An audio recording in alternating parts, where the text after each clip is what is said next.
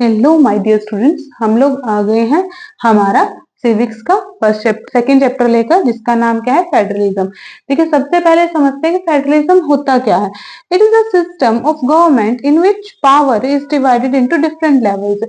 ये कहता है ये एक ऐसा सिस्टम है स्टूडेंट्स गवर्नमेंट का, जिसके अंदर पावर्स क्या होती है, डिफरेंट डिफरेंट लेवल्स पर डिवाइडेड होती है हमारे गवर्नमेंट की। नेक्स्ट आपको बोलता है फेडरल गवर्नमेंट क्या होता है। फेडरल गवर्नमेंट होता है स्टूडेंट हमारे पास सेंट्रल गवर्नमेंट, स्टेट गवर्नमेंट और लोकल गवर्नमेंट, यानी कि जब हमारे पास वर्टिकल पावर ऑफ डिस्ट्रीब्यूशन होता है उसको बोलते हैं हम लोग फेडरल गवर्नमेंट। दूसरी होती है हमारे पास यूनिटरी गवर्नमेंट। कौन सी होती है? Unitary government. यूनिटरी गवर्नमेंट में क्या होता है स्टूडेंट, सेम वही प्रोपोर्शन होता है सेंट्रल और स्टेट, बट इसके अंदर सारी की सारी पावर्स किसके पास होती है?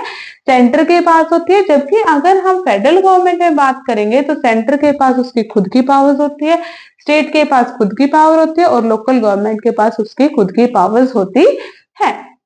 अब ये क्या कहता है, अब देखो इसके अकॉर्डिंग हमने देखा ये कहां कहां पे लागू होता है फेडरल गवर्नमेंट, इंडियन में, यूएसए में, एंड यूनिटरी गवर्नमेंट कहां कहां होगा, फ्रांस में और इंग्लैंड में।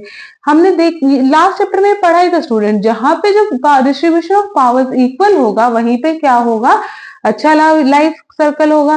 जैसे कि हमने पढ़ा बेल्जियम में, बेल्जियम में क्या था, अच्छे लाइफ साइकिल थी, यानी कि सही तरीके से सब कुछ चल रहा था, जबकि श्रीलंका में नहीं चल रहा था। आगे आपको बोलता है फीचर्स। फीचर्स के बारे में जब हम बात करेंगे, फीचर्स ऑफ फेडरलिज्म के बारे में, तो फर्स्ट कहते हैं टू और मोर लेवल ऑफ गवर्नमेंट, यानी कि गवर्नमेंट के दो और दो से ज्यादा लेवल्स होते हैं। जैसे हमने पढ़ा, फर्स्ट कौन सा होगा, सेंट्रल, दूसरा कौन सा होगा, स्टेट, और थर्ड कौन सा होगा, लोकल। नेक्स्ट आपको बोल रहा है नेक्स्ट पॉइंट में, different level of the government governs the same citizen but each level have its own जुडिकेशन।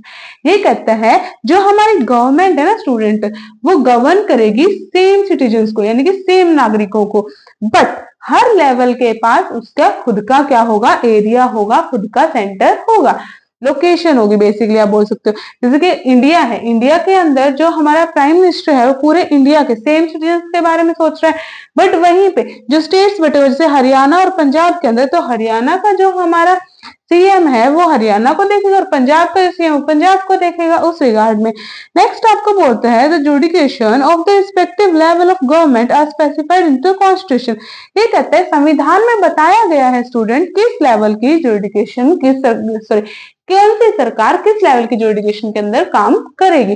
Next में आपको बोलते हैं provision of the constitution can not be changed by one level, यानी कि कोई भी एक लेवल, चाहे वो स्टेट हो चाहे वो सेंटर हो, कोई भी एक लेवल हमारे कॉन्स्टिट्यूशन में बदलाव नहीं कर सकती, कॉन्स्टिट्यूशन के प्रोविजन से बदलाव नहीं कर सकती। अगर हमें कॉन्स्टिट्यूशन में कोई भी चेंज लाना है तो हमारे स्टेट और सेंटर दोनों गवर्नमेंट का क्या होना चाहिए, कंसेंट होना चाहिए, तभी हमारे कॉन्स्टिट्यूशन में कोई भी बदलाव, कोई भी चेंजेस पॉसिबल है।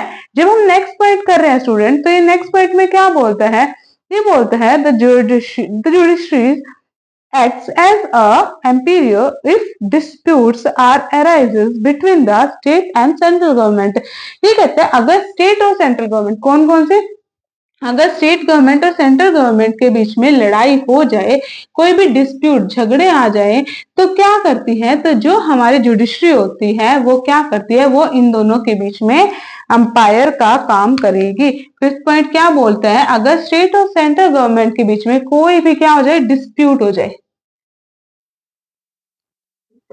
कोई भी डिस्प्यूट हो जाए, कोई भी लड़ाई झगड़ा हो जाए, कोई भी कंफ्लिक्ट हो जाए, तो इनके बीच में जो हमारी जुडिशरी है वो एक्ट करेगी इनके अंपायर के तौर पर। ये था हमारा फिफ्थ पॉइंट।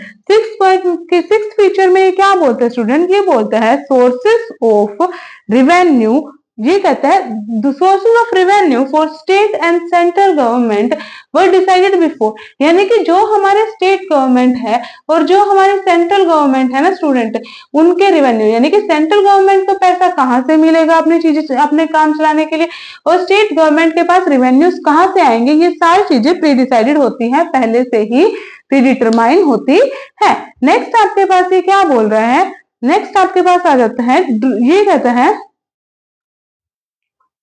जो हमारा फेडरलिज्म है उसके बारे में बात करेगा। ठीक है, तो जो फेडरलिज्म है ना स्टूडेंट, वो क्या है, वो एक ऐसा पॉइंट है जो हमारे लिए क्या करता है, काम करता है। नेक्स्ट आपको बोल रहा है ये federal system has dual objective. जो हमारा फेडरल सिस्टम है इसके दो ऑब्जेक्टिव होते हैं स्टूडेंट। कौन कौन से? एक तो होता है हमारे हमारे राइट्स को सेफ गार्ड करना, और दूसरा होता है यूनिटी को प्रमोट करना, यानी कि देश के अंदर यूनिटी को बनाए रखना। अब ये क्या बोल रहा है? ये कहता है फेडरलिज्म के दो पॉइंट है। पहला क्या बोलता है? हमारे राइट्स को सेफ गार्ड करना, यानी कि जो भी आम नागरिक के राइट्स हैं उनको क्या करना? उनको सेफ गार्ड करना, उनको सुरक्षित रखना,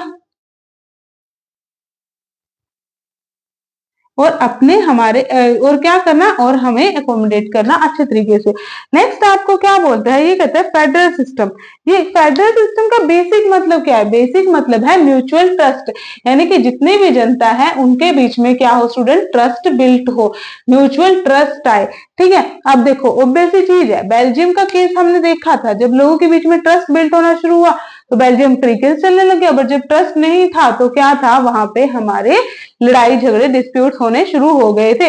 आगे कहता है ये आपके पास, ये बोलेगा एग्रीमेंट ऑफ लिविंग टुगेदर, यानी कि हर व्यक्ति के पास क्या होना चाहिए? एग्रीमेंट होना चाहिए, यानी खुद की सलाह होनी चाहिए कि हमें क्या करना है, हमें एक साथ मिलकर रहना है। नेक्स्ट हम करेंगे टाइप ऑफ फेडरेशंस। फेडरेशंस के टाइप कौन कौन से स्टूडेंट? एक तो है कमिंग टुगेदर फेडरेशन फेडरलिज्म, और दूसरा हमारा होल्डिंग टुगेदर फेडरलिज्म। अब देखो क्या क्या है, कर लेते हैं हमारे पास कौन कौन से पॉइंट्स हैं।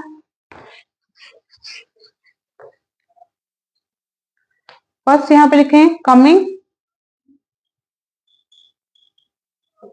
टुगेदर फेडरलिज्म,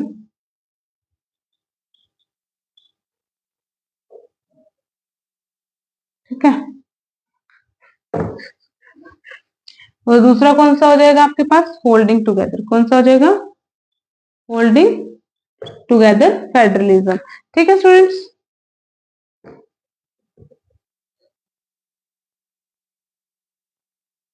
इतना क्लियर है? यहां तक समझ आया? यूनिटरी गवर्नमेंट क्या होती है, फेडरलिज्म क्या होता है, उसके फीचर्स क्या क्या होते हैं। जब हम कमिंग टुगेदर फेडरलिज्म की बात करेंगे ना स्टूडेंट, तो इसके अंदर क्या होता है? इसके अंदर होता है many independent states coming together to form a business unit, यानी कि एक बड़ी यूनिट को बनाने के लिए जब बहुत सारे स्टेट एक साथ आकर काम करें, क्या कहता है? जब एक बड़ी यूनिट को बनाने के लिए, बिगर यूनिट को बनाने के लिए बहुत सारे स्टेट्स वर्क टुगेदर, एक साथ काम करें, तो उसको बोलते हैं coming together federation. But holding together federation क्या बोलते हैं? होल्डिंग टुगेदर फेडरेशन होता है स्टूडेंट्स हमारे पास a large country divided into many sorry let's continue. A large country divided to its powers, ये कहता है जब एक बड़ी कंट्री है वो क्या कर देती है? वो अपने पावर्स को, अपनी शक्तियों को बांट देती है बिटवीन द कॉन्स्टिट्यूएंट्स के बीच में, जैसे कि स्टेट और सेंट्रल गवर्नमेंट के बीच में। यानी कि जब एक बड़ी कंट्री, एक बिगर कंट्री क्या करेगी? अपनी पावर्स को डिवाइड कर देगी। किस किस के बीच में स्टूडेंट्स? दो लोगों के बीच में। कौन कौन से? एक तो सेंट्रल गवर्नमेंट और स्टेट गवर्नमेंट के बीच में, तो उसको बोलेंगे होल्डिंग टुगेदर फेडरेशन। अब ये क्या बोलता है?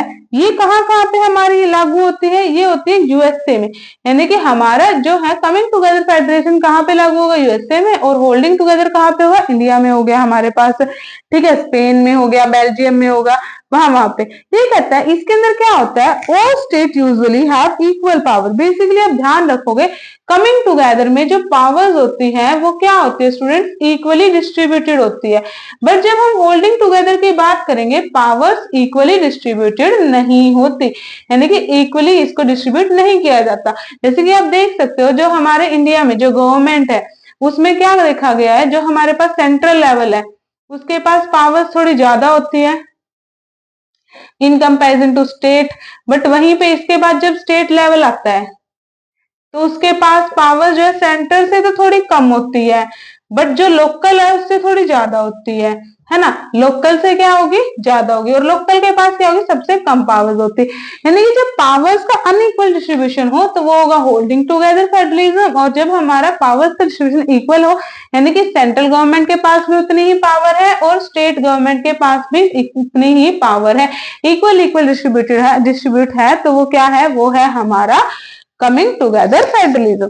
यहां तक समझ आया स्टूडेंट्स आपको, कमिंग टुगेदर और होल्डिंग टुगेदर में। अब ये रहता है एक इंडिया को एक फेडरल कंट्री कौन बनाता है, एक कंट्री जो है फेडरल कंट्री कैसे बनती है, यानी कि हमारा भारत फेडरल कंट्री कैसे बना, बेसिकली क्वेश्चन अराइज होता है। तो ये कहता है कॉन्स्टिट्यूशन, कॉन्स्टिट्यूशन करता है हमारा सब कुछ स्टूडेंट। कॉन्स्टिट्यूशन क्या करेगा, कॉन्स्टिट्यूशन सेंट्रल गवर्नमेंट को, स्टेट गवर्नमेंट को और हमारे लोकल गवर्नमेंट को उनके खुद के जुडिकेशन दे देगा, यानी कि खुद की पावर्स दे देगा कि आप लोग क्या करो, अपने अपने एरिया को अपने अपने अकॉर्डिंग चलाओ। तभी क्या होता है, तभी हमारे इंडिया क्या बनता है, एक फेडरल कंट्री बनती है। ठीक है स्टूडेंट्स, आज का सेशन यहीं तक रखते हैं। आई होप कि आपको ये समझ आया होगा। अगर आपको समझ आया तो प्लीज मेरे चैनल को सब्सक्राइब करें, वीडियोस को लाइक करें और कमेंट करना ना भूलें। Thank you and have a nice day.